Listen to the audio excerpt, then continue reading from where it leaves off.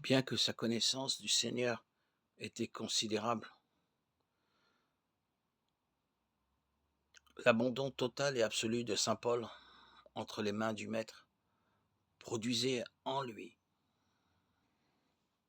cette soif ardente qui l'amenait à considérer qu'il n'avait abordé que les rives de la connaissance de ce vaste océan, car la vision céleste de Christ le gouvernait entièrement. Il n'eut aucun regard pour lui-même, mais vivait dans les réalités de cette vie qui l'entraînait dans les profondes eaux de la communion aux souffrances de Christ. Et alors que le fer des épreuves le pénétrait, les valeurs morales et les vertus de Christ étaient introduites en lui. Aussi parlait-il de l'odeur de la connaissance de Christ, répandue, et du parfum de Christ, de même que de sa douceur. 2 Corinthiens 2, 14, 15. Dans Philippiens 3, 10, nous entendons son cri, le cri d'un homme pour qui Christ est ce vaste océan, aux limites infinies, qu'il ne sait ne pouvoir connaître qu'en étant un avec lui dans ses souffrances. Il est possible que Paul ait envisagé autre la fin de sa vie, une fin pouvant paraître pour certains un échec. Comme Christ, il connut la solitude et l'abandon. À ces déclarations, tous m'ont abandonné, de Timothée 1,15.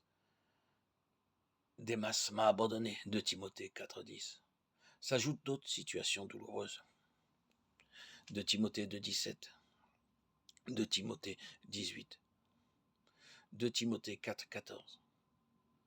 Cependant, sa dernière lettre, celle à Timothée, se termine par une note de victoire qui témoigne d'un homme qui avait vu Christ et dans lequel il n'avait cessé de se révéler, de Timothée 4,18. Le Seigneur me délivrera de toute œuvre mauvaise, et il me sauvera pour me faire entrer dans son royaume céleste. À lui soit la gloire au siècle des siècles. Amen. Paul demeure à jamais l'incarnation du véritable témoin de Christ. Il y a dans son témoignage l'ensemble de ce que doit être celui de l'Église, et particulièrement dans les jours de la fin où nous sommes. Il nous faut plus que ce que nous pensons généralement, car la connaissance objective ne nous qualifiera jamais, mais nous avons besoin de voir celui qui est invisible, et de le voir par une révélation que lui seul peut nous donner. Voir Dieu en Christ. Alors, nous avancerons en dépit de tout, et il se révélera toujours et davantage à travers les épreuves, et nous le connaîtrons. Il nous a conféré l'honneur de souffrir pour lui, et d'être avec lui sur le trône. Soyons courageux et ne reculons pas.